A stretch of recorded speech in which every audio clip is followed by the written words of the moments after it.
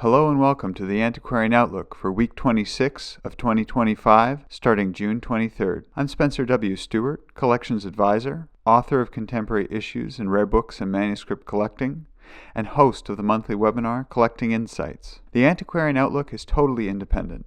Its producers do not hold inventory, nor do they represent any consignments or acquisitions mentioned. From regional houses to multinational operations, the Antiquarian Outlook covers what happened last week in rare books. For more details on my services, publications, and programs, follow the links below, along with links to the various auctions discussed in this episode. Alright, let's get into last week's results. Tuesday, Beaussant Lefevre had ancient and modern books and manuscripts.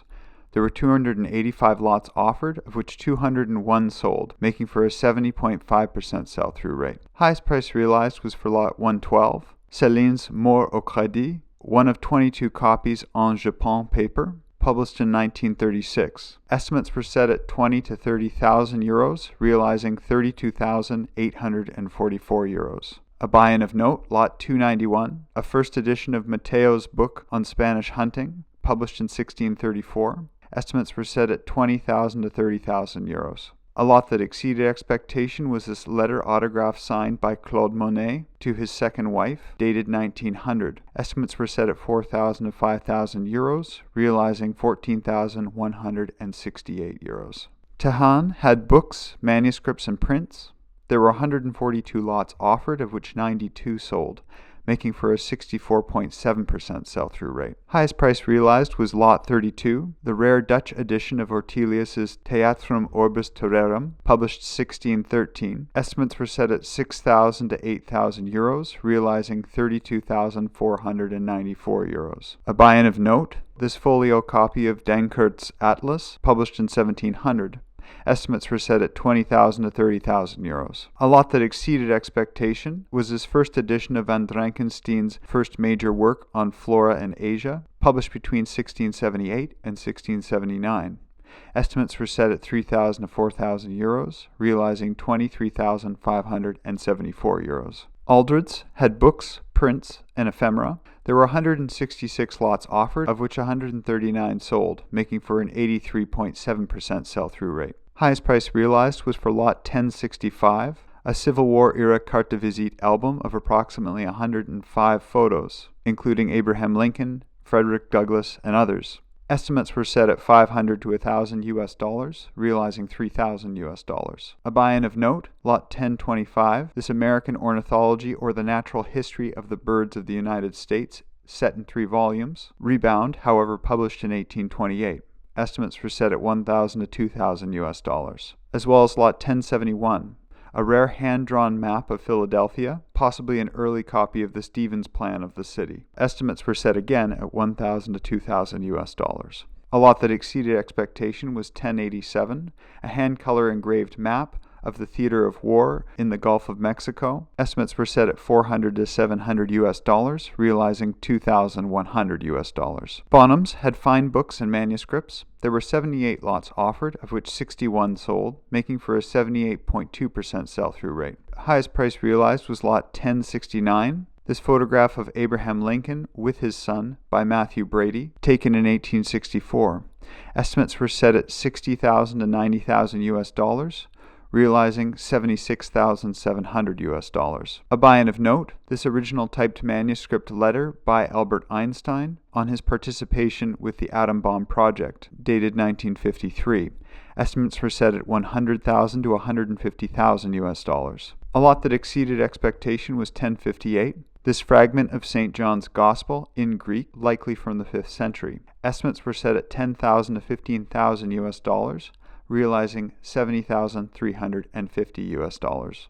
Wednesday, Sothebys had Bibliotheca Bruckeriana, a Renaissance library, the Aldine collection. There were 344 lots offered, of which 304 sold, making for an 88.3% sell-through rate. Highest price realized was lot 1527, the first printed book in italic type by Aldine. Estimates were set at 150,000 US dollars to 200,000 US dollars, realizing just over 1 million US dollars. A lot that exceeded expectation was 1488, this folio copy of Theocritus, published in 1495. Estimates were set at $150,000 to $200,000 US, realizing just above $533,000 US.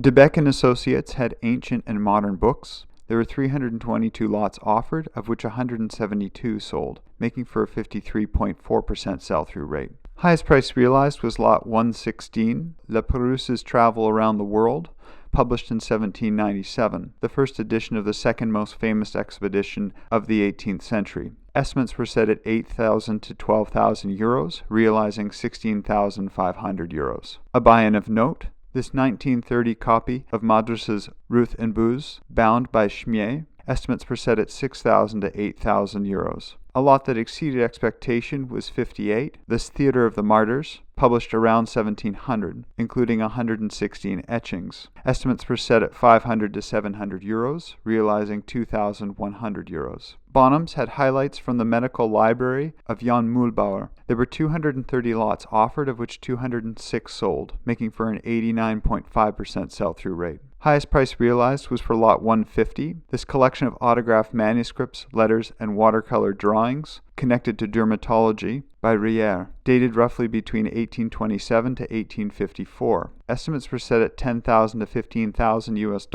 realizing just below 41,000 US. A buy-in of note: Lot 1, this early edition of one of the first printed works on syphilis by Grunpeck, published in 1496. Estimates were set at 20,000 to 30,000 US. Finally, for Wednesday, Potomack Company had Books and Documents, 15th century to 20th century. There were 103 lots offered, of which 89 sold, making for an 86.4% sell-through rate. Highest price realized was for Lot 71, a photograph of Roosevelt as well as Winston Churchill, signed by Roosevelt around 1941. Estimates were set at 600 to 800 US, realizing 6,000 US. A buy-in of note: Lot 1, this volume by Padovani, hypothesizing on the cause of earthquakes, published in 1601. Estimates were set between 3,000 to 6,000 US. A lot that exceeded expectation was 60. This group lot of 71 books by American and English authors, most of which were signed. Estimates were set at 200 to 400 US, realizing 1,700 US. PBA Galleries had books in all fields. There were 336 lots offered, of which 315 sold, making for a 93.7% sell-through rate. Highest price realized was $242. This first edition by Equiano, published in 1792. Estimates were set at 200 to 300 US, realizing 937 US, as well as Lot 253. This first edition of Fanny Burney's Camellia, published in 1796. Estimates were set at 300 to 500 US, realizing again 937 US. A lot that exceeded expectation was 255. This 3-volume set of Charlevoix's History of New France, published in 1744. Estimates were set at 10 to 100 US, realizing 687 US. Sothebys had Fine Books and Manuscripts Part 1. There were 27 lots offered, of which 14 sold, making for a 51.8% sell-through rate. Highest price realized was Lot 27, a manuscript document signed by Abraham Lincoln, connected to the abolition of slavery. Estimates were set at $8 million to $12 million US, realizing close to $13.7 million US. A buy-in of note: Lot 1, this self-published first edition of William Blake's Songs of Innocence and of Experience. Estimates were set at 400,000 to 600,000 US. A lot that exceeded expectation was 21. This broadside proclamation connected to George III. Estimates were set at 250,000 to 350,000 US, realizing 508,000 US. Continuing with Sotheby's Part 2 of their sale, there were 89 lots offered, of which 62 sold, making for a 69.6% sell-through rate. Highest price realized was for Jane Austen's Pride and Prejudice. Estimates were set at 60,000 to 80,000 US, realizing 127,000 US. A buy-in of note: Lot 1038, this first edition copy of The Great Gatsby, published in 1925. Estimates were set at 40,000 to 60,000 US.